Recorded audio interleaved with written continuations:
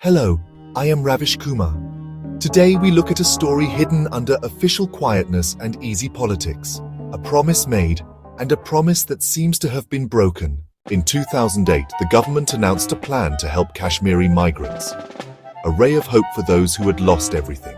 The main promise: 3,000 government jobs. More than jobs. A one-time way to heal. To put lives back together after years of fighting.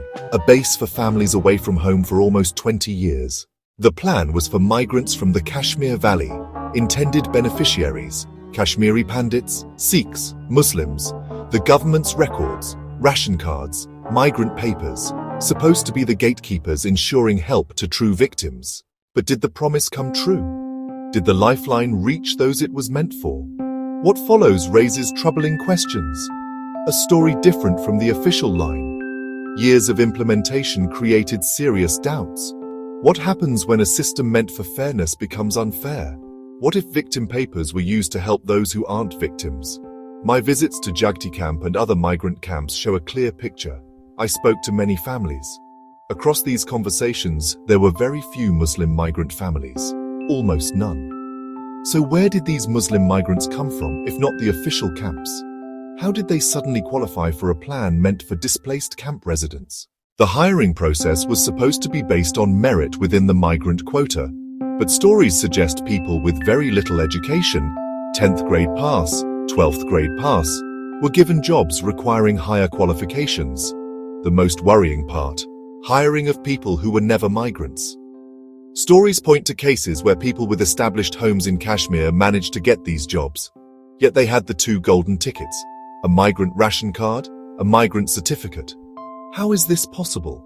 This couldn't have happened without a well-working system of bad behavior. It points to a connection between applicants, people in the middle, officials willing to bend rules for gain. This is not just separate cases. The large number suggests a planned effort. Over years, the number claiming to be migrants has grown, just in time for these jobs. In a working democracy, such problems would lead to immediate investigation, front-page news, parliamentary debate. But there has been a very loud silence. Why has there been no high-level investigation? Why has the CBI not been called in? These are questions about basic responsibility.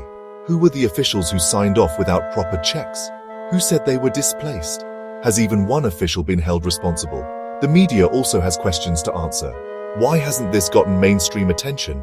The silence is a way of being involved. We must demand a full, fair, quick investigation into the entire 2008 job plan. This must be given to an independent agency like the CBI, free from political pressure.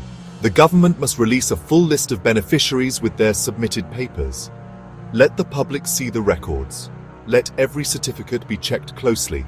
People must be held responsible. If officials knowingly issued fake papers, they must face the law.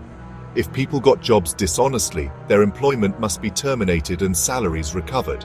This is a call for fairness for thousands of real Kashmiri migrants who've waited 30 years. Their pain should not be traded by powerful people. Their help should not be a scam. The government has a duty to investigate with seriousness it deserves. To stay quiet is to be involved in dishonesty. The time for whispers is over. The country is watching. The migrants are waiting. Will fairness be served? Good night.